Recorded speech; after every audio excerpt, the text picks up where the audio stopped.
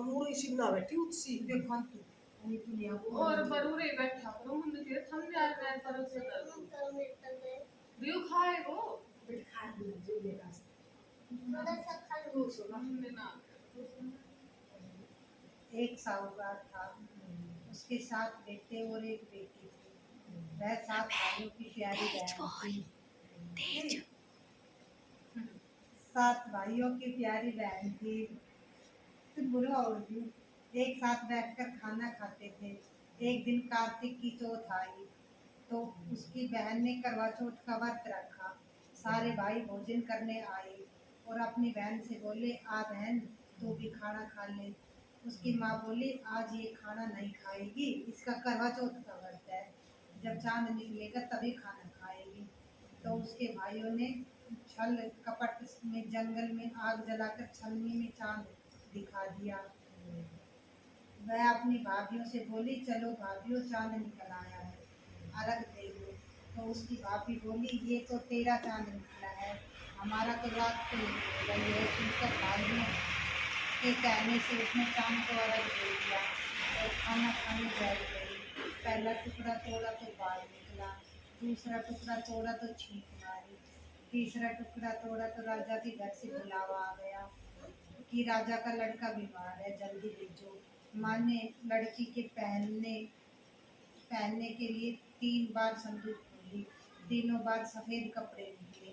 अब उसकी सफेद कपड़े पहनकर ही ससुराल भेज दिया और माँ ने लड़की के पल्ले में एक सोने का सिक्का बांध दिया और बोली, रास्ते में जो भी मिले पैर पड़ती जाइयो, जो तुम्हें सुहाग का आशीर्वाद दे उसे सोने का सिक्का देना और पल्ले को गांठ बांध ले, मतलब गांठ बांध के ले जाना। अब उसे रास्ते में जो कोई भी मिला उसके पैर पड़ी, पर किसी ने भी सुहाग का आशीर्वाद नहीं दिया। अब वह ससुराल में आई तो दरवाजे पर छोटी ननद खड़ी थी। वह उसके पैर पड़ी तो ननद बोली, शील सपूती हो, 7 बेटों की माँ हो, मेरे भाई का सुख देने वाली हो। अब उसे सोने का सिक्का ननद को देकर पल्ले को गांठ मार दी। उसके बाद वह अंदर आई, आकर देखा कि उसका पति मरा पड़ा था। अब वह उसे लेकर एक कोठरी में पड़ी रही। 1 साल तक उसकी सेवा करी। उसकी सास पांधी के हाथ बची कुची रोटी भेज दी थी। इस प्रकार उसने अपने पति की सेवा करते करते पूरा 1 साल हो गया। करवा चौथ माता का व्रत आया। सारे पड़ोसियों ने नहा धोकर करवा चौथ का व्रत रखा। सबके सिर धोकर हाथों में मेहंदी लगाई, चूड़ियाँ पहनी। वह सब देखती रही। एक पड़ोसन बोली, तू भी करवा चौथ का व्रत कर ले। तब वह बोली, मैं कैसे करूं? तो वह बोली, चौथ माता की कृपा से सब ठीक हो जाएगा। उसने कहने से उसने व्रत रखा। थोड़ी देर बाद करवे बेचने वाली आई। करवे लोरी, करवे लो, भाइयों की प्यारी करवे लो।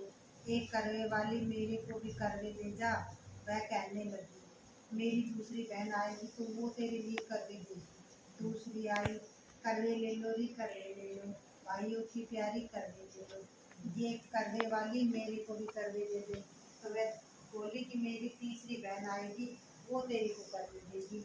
इस बार 5 बहन आकर चली गई, किसी ने भी करवे नहीं दी। फिर छठी बहन आई, बोली मेरी 7वीं बहन आएगी, वह तुम्हें करवे देगी। बस सारे रास्ते में कांटे बिखेर कर रख देना, तब वह खूब चिल्लाती हुई आएगी तो उसके पैर में कांटा चुभ जाएगा।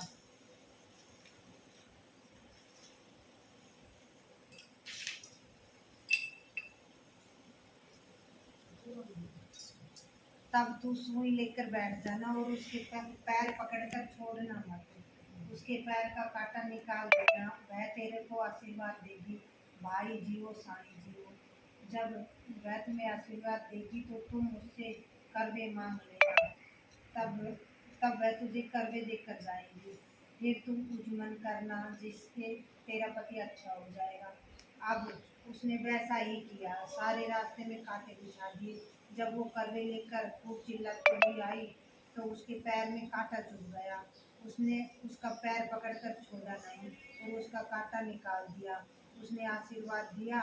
तब वह बोली, अब तूने आशीर्वाद दिया है, जो करवे भी देकर जा। वह बोली, तूने तो मुझे ठग लिया। ये कहकर उसने उसे करवे दे दिए।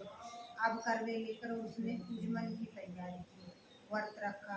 राजा का लड़का ठीक हो गया। अब मैं बहुत सोया, वह बोली, सोए नहीं, 12 महीने हो गए तेरी सेवा करते करते। फिर फिर उसने चौथ माता को उद्मन अच्छी तरह से किया। तब उसने चौथ माता की कहानी सुनी और उद्मन कराया। अब वे दोनों चौपट खेलने लग गए। इतने में उसकी बांधी तेल की पली और गुड़ की डली लेकर आ गई। दोनों को खेलते देखकर सासू से जाकर बोली, महलों में तो खूब रौनक हो रही है, तेरा बेटा बहुत सारा चौपट खेल रहे हैं। इतना सुनकर सासू देखने आई तो दोनों को देखकर बहुत खुश हो गई। बहू ने सासू के पैर दबाए और सासू बोली, बहू सच सच बता तूने क्या किया। उसने सारा हाल अपनी सासू को बताया तो राजा के शहर में ढिंढोरा पिटवाया कि अपने पति की जीवन सुरक्षा के लिए सब बहनें करवा चौथ का व्रत रखे। पहले करवे को अपने पियर्स में जाकर उद्मन करें। ये चौथ माता जैसे राजा के लड़के को जीवन दान दिया वैसे हर किसी को देना। कहानी सुनते समय पियर में मतलब तो के बताए पियर में जाकर उद्मन करें। पियर तो